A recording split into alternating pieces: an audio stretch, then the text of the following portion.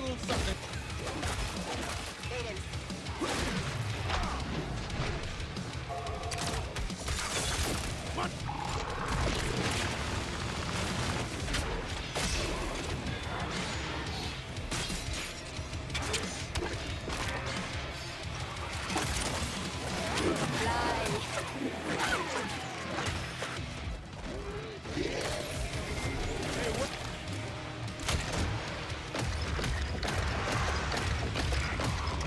After a few years of waiting and a long delay due to the beta being poorly received, Killing Floor 3 has finally released to mixed reception. This game was interesting to dive into, considering how it deviates pretty substantially from the previous two games, and makes a lot of changes to the formula, some of which can even be good. I personally have enjoyed the game quite a bit, but with all its alterations, it's hard to argue with the notion that it doesn't feel like a Killing Floor game. But that's enough stalling. I should talk about what's actually changed, starting with... Dr. Moorcroft must be stopped. This project is just the beginning. His ambitions are far grander and more dangerous than you can possibly imagine. Once again, we'll start with the story and see how this game continues the overall narrative.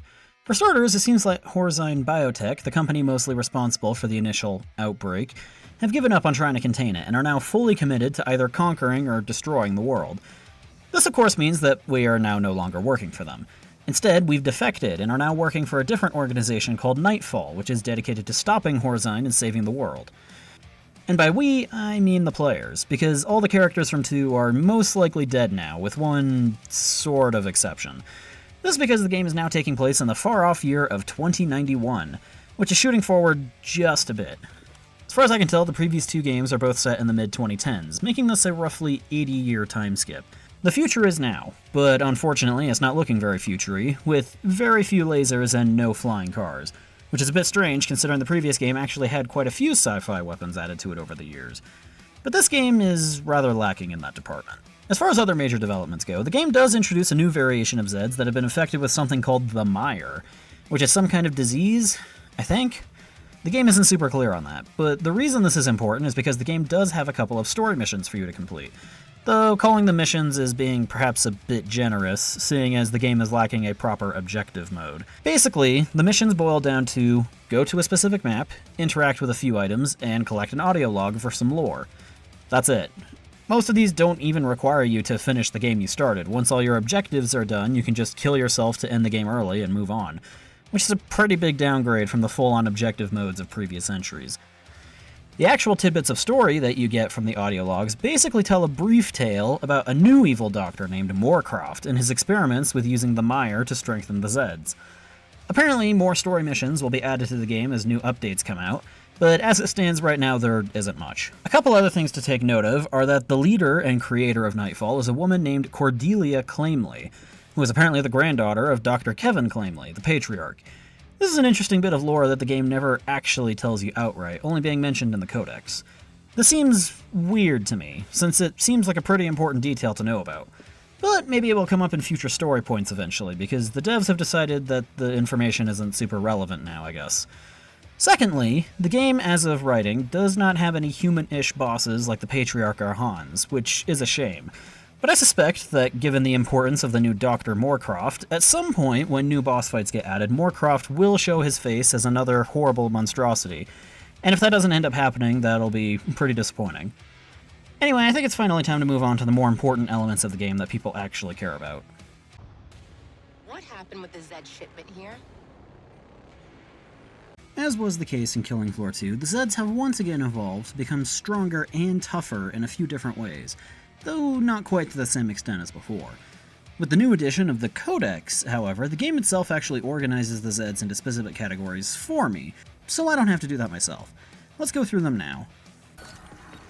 Yikes, seeing Zeds on the monitor. This is of course the category of weak cannon fodder, the enemies that don't have a lot of health and don't hit very hard either, but can prove a legitimate threat if there are enough of them. First, we have the Cyst, the weakest Zed type, with not much really going for them, though they do still have the ability to grab you and hold you in place. That said, they don't do this very often, and they can be dispatched quite easily. They can also spit on you now for minor damage, which is mildly annoying, but not really a major issue. Then we have the Clot, which is the Cyst, but stronger. That's pretty much all I can say about them. They don't have the spitting ability, though. Next, there's the Crawler, which looks pretty gross this time around, with them having pretty much lost all resemblance to the humans they used to be, though they don't really resemble spiders much either. They function largely the same with their low health and leaping attacks, but they have also gained the ability to actually crawl on walls now. Only took them 3 games to figure out how to fully utilize their spider DNA.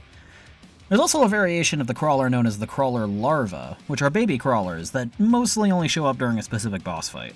They aren't a huge threat either.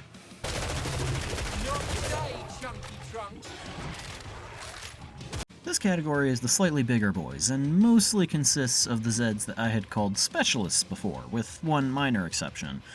The Gorefest is the same as always. They charge with their giant knife arms and slash you for moderate damage over and over again. I'm not entirely sure why they're medium Zeds, considering they're not exactly bigger than the regular ones, and they aren't really any tougher than they used to be, but apparently they've been deemed important enough to be moved up a tier. The Bloat is a little different this time around. They still have their vomit abilities, and they're still very fat, although they look a lot more grotesque in this game. But they've lost their cleavers, and as a result seem to be incapable of melee attacks now. Instead, they play more of a support role, with them laying down bile mines in a manner similar to the Abomination, with them inflating their backs substantially whenever they attack, which is not only rather off-putting, but can also effectively shield any Zeds behind them. Fortunately, their ballooning bodies are actually a weak point, so if you shoot the inflated portion of the Bloat, you'll pop it and kill them instantly, albeit at the cost of them exploding and leaving a poison cloud temporarily. These guys aren't a huge threat, they just kinda get in the way. Next is the Husk, the rocket launcher guy. And while they aren't really that different from 2's iteration, there are a couple of things worth mentioning. For starters, they aren't firing rockets this time, but fireballs. This was technically always the case, but in the other games the fireballs caused proper explosions wherever they landed, so they might as well have been rockets. These fireballs don't really explode anymore, but they will leave pools of fire wherever they land, which is still pretty dangerous. They also kept their flamethrower from the last game, and they use it a bit more frequently too. If you get right up in a Husk's face, there's a good chance that they'll retaliate by spinning around with their flamethrower, an attack that not only has pretty good range, but very high damage as well. If they start spinning in front of you, then you need to back the hell up immediately, otherwise you're going to melt like butter in a microwave.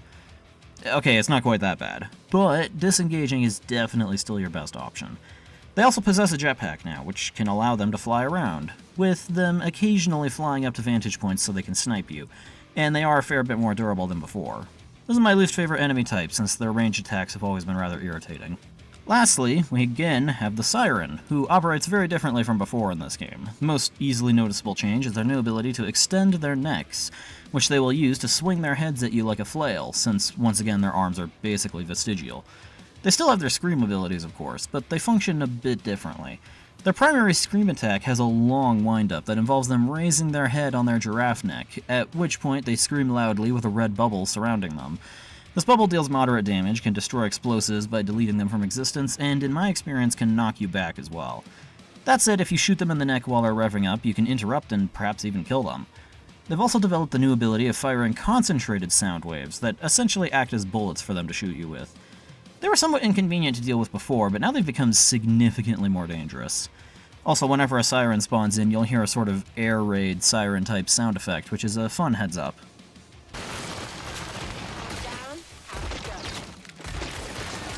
These are the large lads that will absolutely wreck you if you aren't careful, so you should be cautious when engaging. The Scrake is largely the same as before, with their large chainsaw and larger health pool, but there is something new they've been given. They now have a grappling hook that they can use to grab and pull you towards them.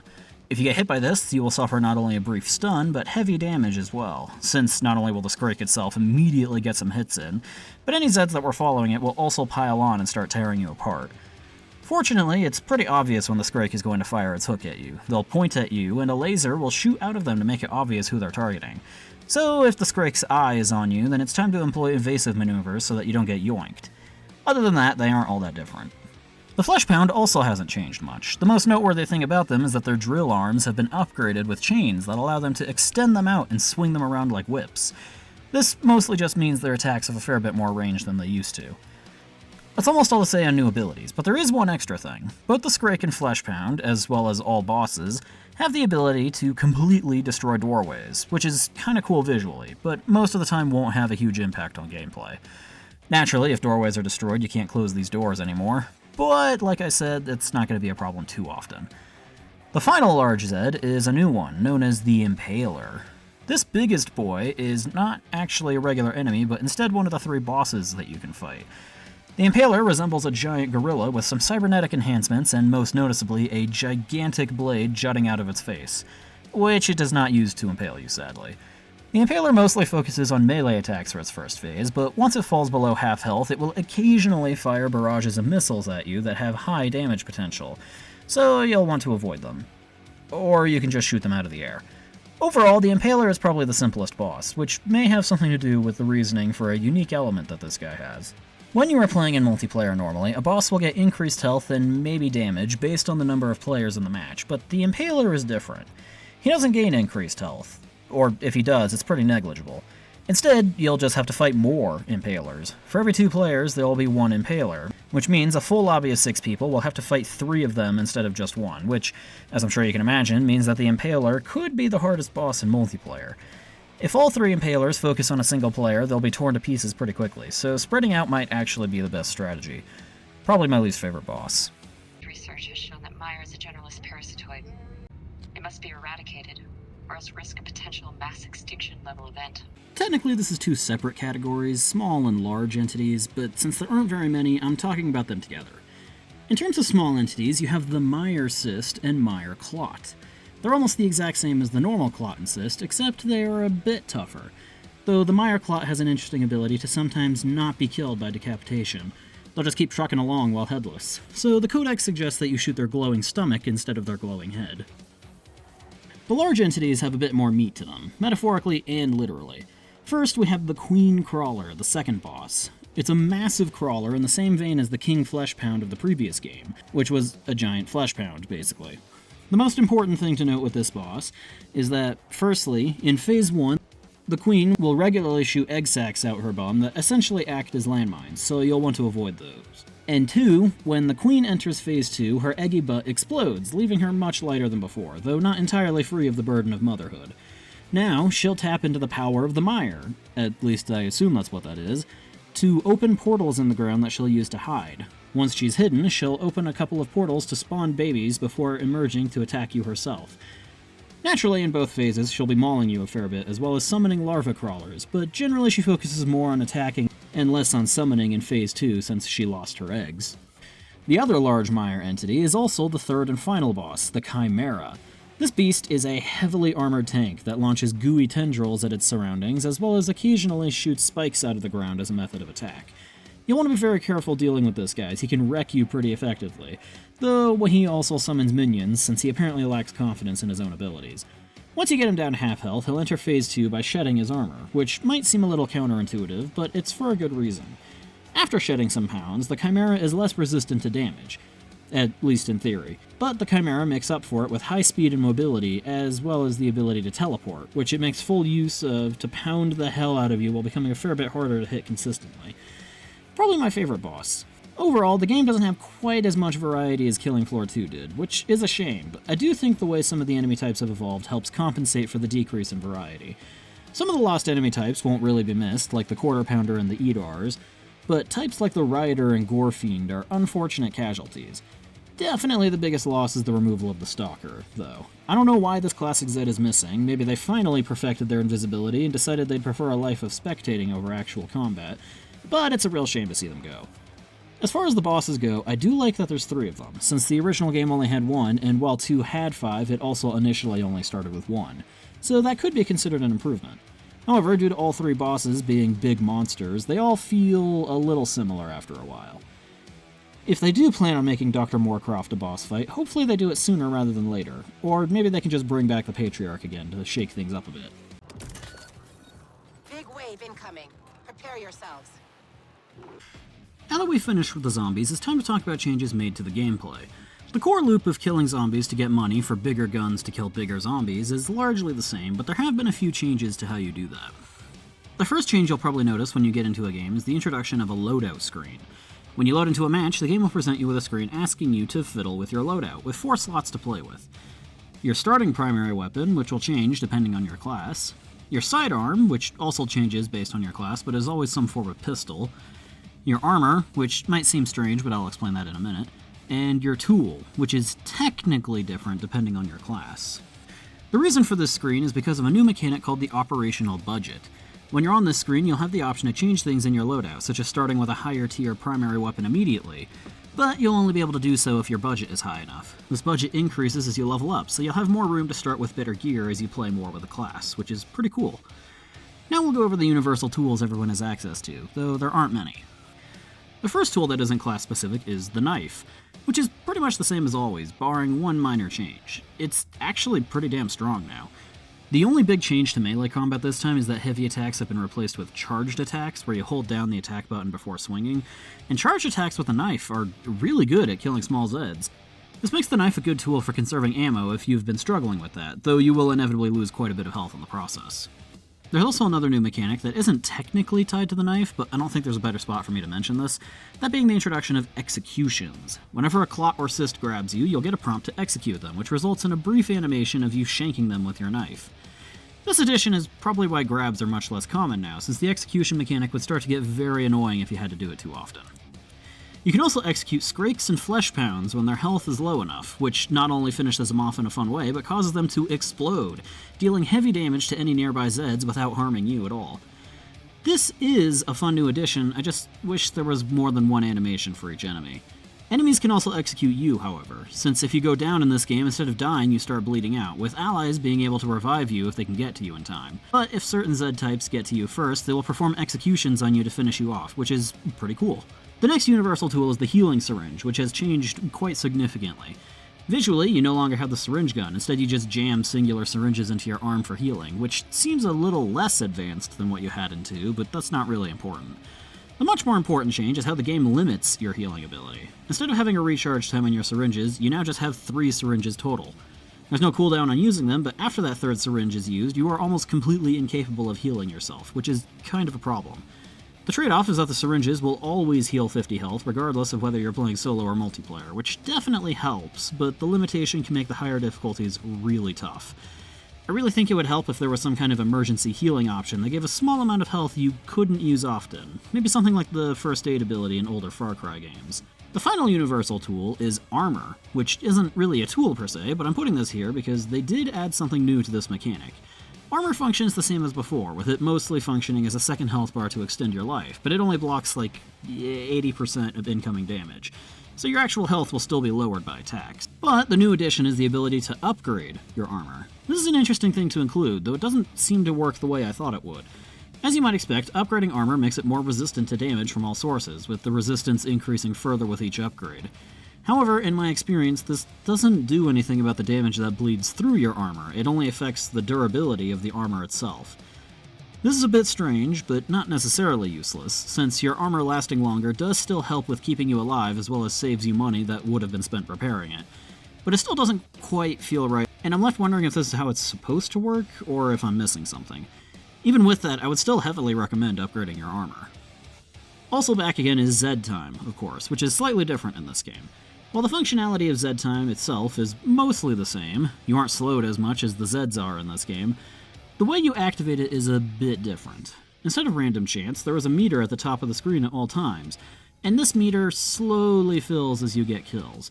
Get enough kills to fill the bar, and Zed time activates for roughly 10 to 15 seconds, allowing you to go ham on the Zeds with no fear of retaliation. Naturally, this change does mean that Zed time is much less frequent than before, sadly.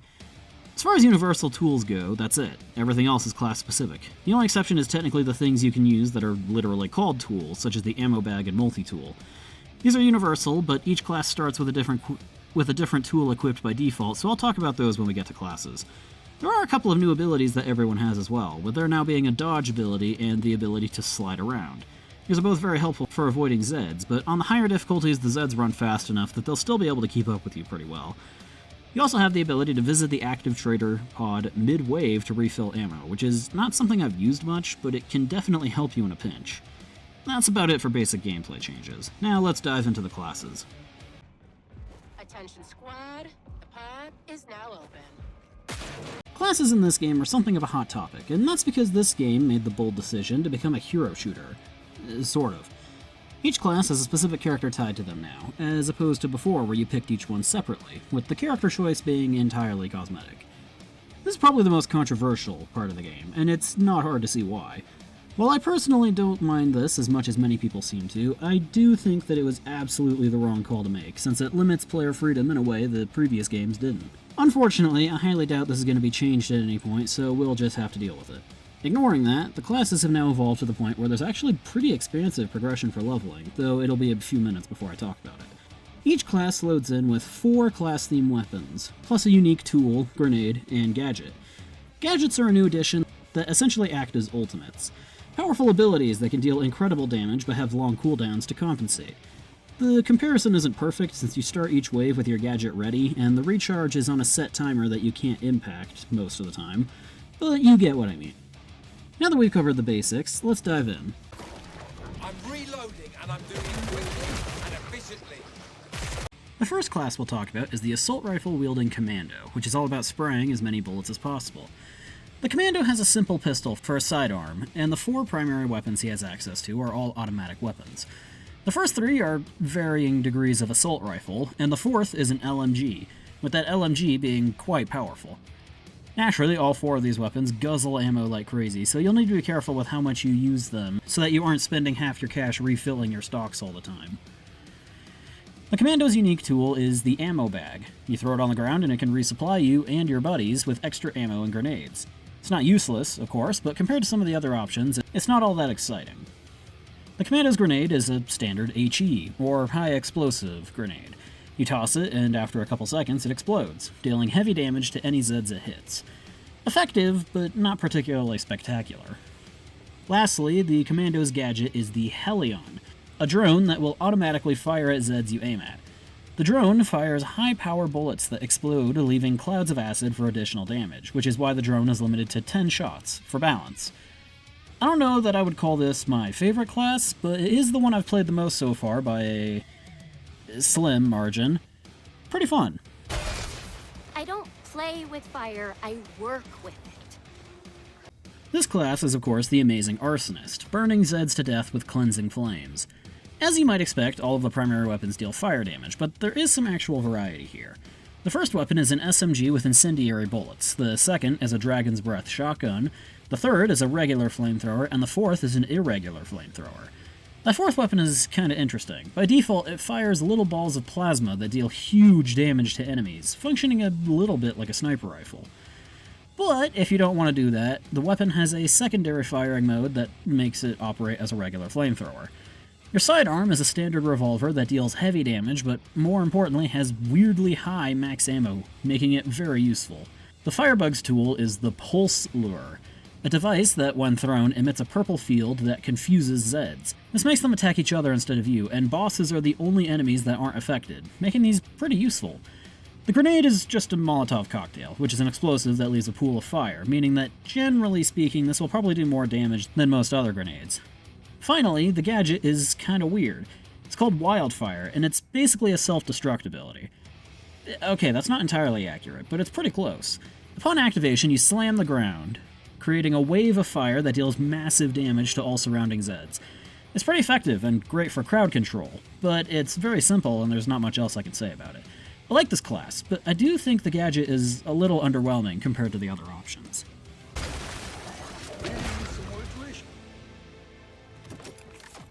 The Engineer is an interesting class, mainly because it doesn't really feel like an engineer much at all. Probably because, as far as I can tell, I'm pretty sure this is basically the support class with a different name. I mostly say this because the Engineer primarily uses shotguns, at least to start with, which were the support's weapons before. The first 2 weapons are just shotguns, but the third weapon is a grenade launcher, which is a bit strange considering that is very much a demolitionist weapon, but as of currently the game does not have a demolitionist class, so they stuck it here I guess. The fourth weapon is pretty fun though. It's a gun that fires a hot laser that basically melts whatever you shoot it at, but it comes with a secondary firing mode that makes it shoot balls of electricity that deal heavy damage instead. Your sidearm is a machine pistol that isn't exactly ammo efficient, but it's effective enough in a pinch. As for the extra equipment, the Engineer defaults to what I would consider to be the best tool in the game, that being the multi-tool. This is a device that, as you may have surmised, serves multiple functions. Basically, there are a multitude of interactable machines throughout the map that can only be activated by the multi-tool. These include zip lines for faster travel, armor lockers that can be used to refill your armor, turrets that will shoot Zeds at a fixed angle, and occasionally opening locked doors to create shortcuts. The tool does have limited charges that you'll need to refill every so often, but even with that, this is by far the most versatile tool, and if you are playing solo, I would highly recommend taking this over any other option. The Engineer's Grenade is the Bouncing Betty, which is basically a frag grenade with extra steps. Decently effective, but I prefer the standard HE grenades. Finally, the gadget is called Sonic Storm, and it's a little unusual. Upon activation, the Engineer whips out 2 shoulder-mounted cannons that fire powerful sound waves to annihilate Zeds, with you getting 7 shots to maximize carnage. I don't dislike the Engineer, they can be very fun, but I just wish he had a little more to justify the title of Engineer. As it stands, they might as well just stuck with the support title. That would be a great finish. Next up, we have the Sharpshooter, which was my least favorite class in Killing Floor 2, and I'm happy to say that sniping is a lot more fun this time around. As you might imagine, the 4 primary weapons for the Sharpshooter are all sniper rifles, and there sadly isn't too much difference between each of them. The second rifle is pretty weak, but uses burst fire to compensate, and the 4th rifle deals massive cold damage, but that's about it for variety. The sidearm, meanwhile, is also a revolver like the Firebug, but this one's a bit special. It has a 9-round cylinder rather than 6, which is already pretty cool, but this gun actually has an alt-fire, where it shoots out a single shotgun shell for heavy damage. This is really cool, since it means that this revolver is in fact the LeMat revolver, a bizarre gun that's shown up in a few Wild West-style games like Red Dead Redemption and Hunt Showdown. I got a real kick out of realizing that, since the LeMat is one of my favorite firearms to use in games. The tool for the Sharpshooter is the Explosive Lock, which is the closest this game gets to having the welder of previous games. You can use this to lock doors, which of course prevents passage for the Zeds, but it doubles as a trap, which causes the door to explode when the Zeds break through. These doors don't actually block you, however, as they added a mechanic where you can temporarily bypass the lock to open the door for a couple seconds if you want to pass through, which is pretty convenient. The grenade for this class is the same one as last time, the Cryo Grenade. Pretty simple, you chuck this and it freezes Zeds in place, allowing for headshots, though it doesn't do a ton of damage, sadly. Finally, the gadget is also quite fitting, titled Death's Hand. When activated, an arrow fires from your wrist and then homes in on and penetrates the weak points of whatever enemy you aim at. In functionality, it's pretty similar to the Commando's drone, but instead of area damage, it's a lot more concentrated. And yes, as I'm sure you've heard, it is basically Yondu's arrow from Guardians of the Galaxy. I've quite enjoyed the Sharpshooter, even if I haven't played her too much, and she's probably a contender for my favorite class, which is a big step up from my opinion of it in Killing Floor 2.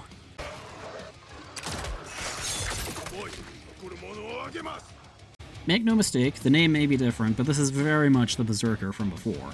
Though the ninja name definitely makes sense considering the weapons are ninja-themed. Your first ninja weapon is a katana. The second is a set of kunai knives that you would normally throw at enemies, but you can also switch to just using them as melee weapons.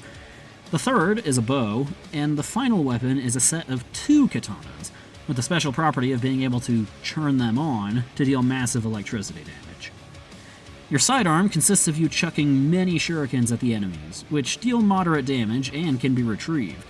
The ninja's tool of choice is the shock trap, which is a little pad thingy you place on the floor to electrocute enemies that walk over it, which holds them in place for a few seconds so you can wail on them. The ninja's grenade is the caltrop canister, a device that explodes when thrown, releasing a bunch of caltrops that also explode, kind of, to electrocute Zeds for moderate damage. The ninja's gadget is probably the least powerful out of all of them damage-wise, but offers great utility in exchange. It's called a Hebi Ken, which is a fancy name for a grappling hook.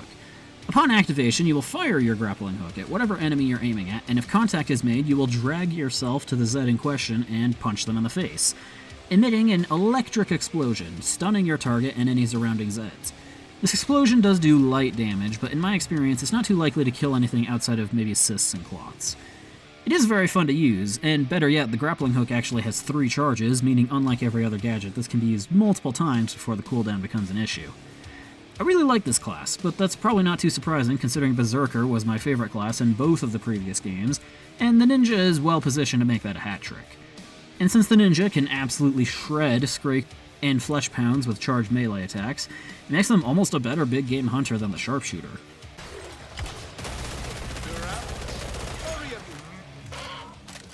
Last but not least, we have the Healer class, which has also fallen victim to the new healing limitations, but is still pretty effective at keeping people alive.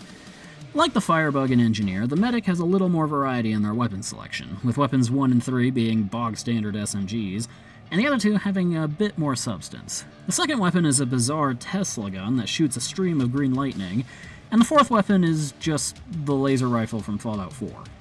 All of these weapons do decent damage, but the more important thing is that all of them have a secondary functionality for healing allies. The SMGs both fire healing darts that home in on allies, though these don't heal much, about 15 points a dart, and just like the syringes, you have a limited supply that you need to restock at trader pods between waves.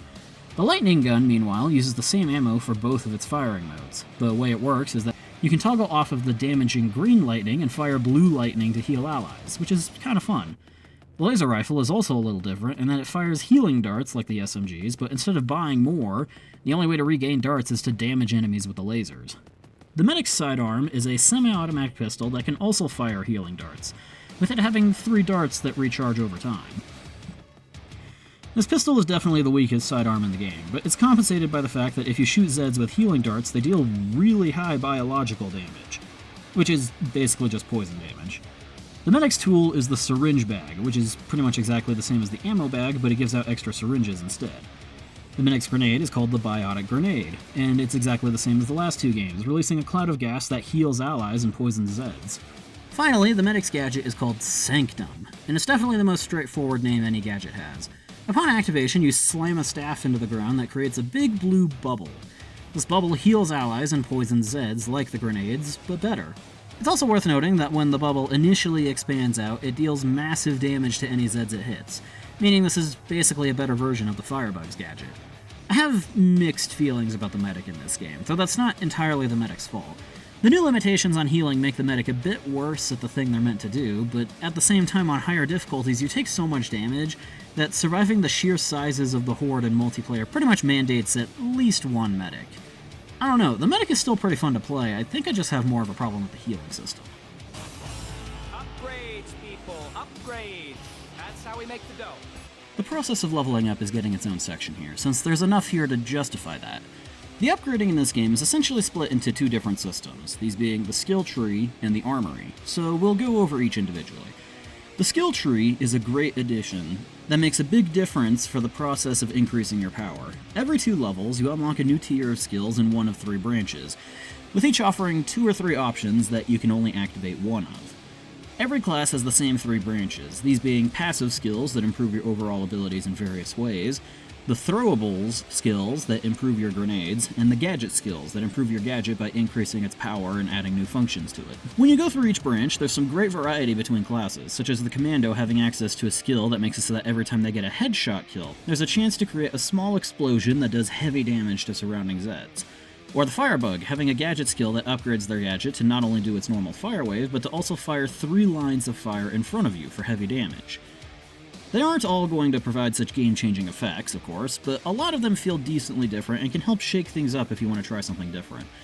And if you do prefer certain skills over others, the game gives you the ability to upgrade your skills up to 3 times, strengthening some or all of their effects. When you finish a game, you will be rewarded with proficiency points based on how well you did, which you can then spend in the skill tree, with higher tier skills being more expensive to upgrade.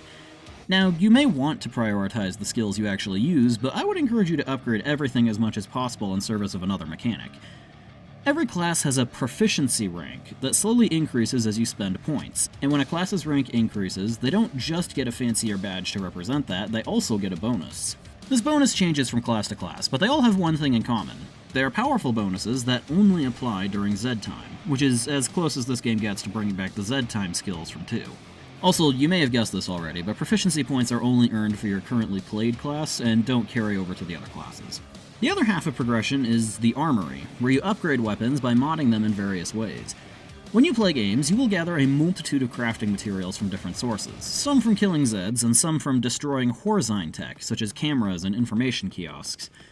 When you have the required resources, you'll take them to the armory to build your mods, which can alter your weapons with things like different ammo types, different muzzles and sights, and sometimes even new firing modes.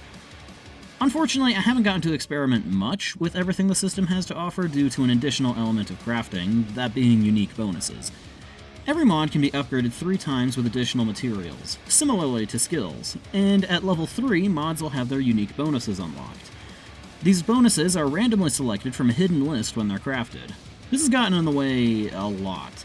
I looked up a list of all the different bonuses and discovered that there is quite a few, with a pretty wide variety of effects, from adding poison buildup and healing yourself, to decreasing damage taken under specific circumstances, and a whole host of bonuses that require you to play with other people for them to do anything. These effects do stack if you put multiple mods with the same bonus on one weapon, so I created a few loadouts for the Commando's pistol in an effort to create sets of a couple specific bonuses, and now I've burned through hundreds of resources crafting the same mods over and over trying to get the right bonuses, a process that has dragged down this whole system immensely. I think the simplest way to improve this would be to have the game give you 3 results when crafting a mod, with you picking which one has a bonus you want. As it stands now, I like the idea of this system on paper, but in practice it leaves something to be desired.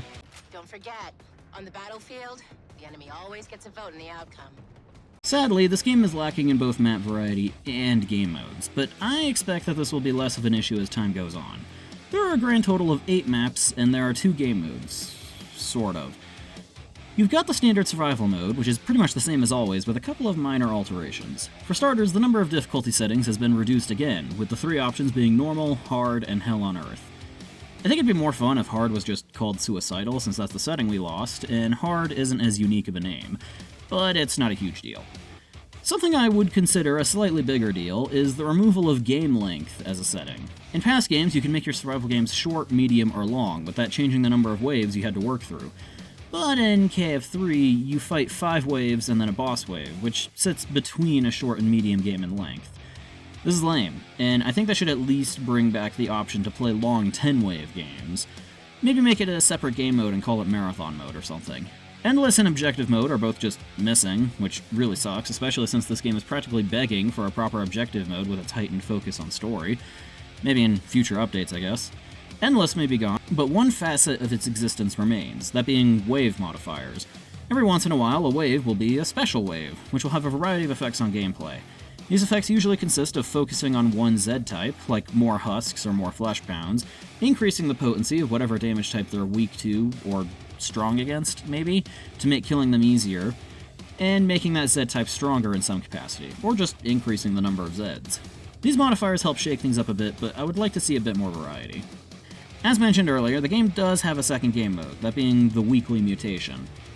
It's a bit of a stretch to call this a game mode, but it's the only other option we've got, so it'll have to do. Every week, a random map will be selected along with some kind of modifier to alter gameplay, with the game being locked to hard difficulty, and if you can beat it, you get great rewards. That's it for game modes, sadly, so I'll just say that this is definitely the part of the game that I think needs the most attention in future updates, because 8 maps and 1.5 game modes isn't really going to keep players busy for long. Remember our purpose, people. As with the previous games, Killing Floor 3 has achievements for you to earn, with there being a grand total of 33.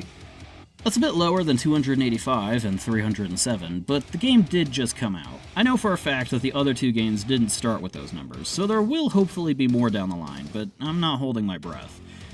The achievements really don't ask much of you in this one. Most of them are for doing certain basic things for the first time, such as executing a Scrake or Flesh Pound, reviving a player, or using the multi-tool on a couple specific things. Some require a bit more effort, like fully upgrading a skill and a mod, or healing 500 health on other players. The most important and difficult achievements are the ones for defeating each boss on each difficulty, and the one for getting any class to level 30. Not that level 30 is difficult necessarily, but it will take a while. Very underwhelming, but that's because a lot of the stuff that would have been achievements have been used in-game as assignments. In-game, you'll have daily and weekly assignments that you can regularly complete, but there's also a category of assignments called primary directives. These consist of things like traveling lots of distance through various means, killing lots of each Zed type, dealing tons of damage with each class, and, most importantly, completing each map on each difficulty. What do you get for completing these? Well, you get nameplates for customization purposes that can be kinda neat, but more importantly, you get experience for the Battle Pass. I'll just leave this dash here. Help yourselves. Yeah, this game has a Battle Pass. It's not really that surprising considering KF2 went all in on loot boxes since those were the big thing back then, and Battle Passes are the big thing now in modern gaming. I'm not the biggest fan of Battle Passes, but I do think they are generally an improvement over loot boxes. The stuff you get from the Battle Pass isn't really all that interesting, but there are a couple of things I think are pretty fun, like weapon charms that take the form of toy balls representing the different Zed types. Alongside the Battle Pass, you also have the standard shop where you can buy various cosmetics that aren't on the Battle Pass. But once again, the stuff that's here isn't anything particularly outstanding. There isn't much else to say, since the monetization in this game is much more straightforward, and I'd say it's a big improvement over the confusing mess in the last game.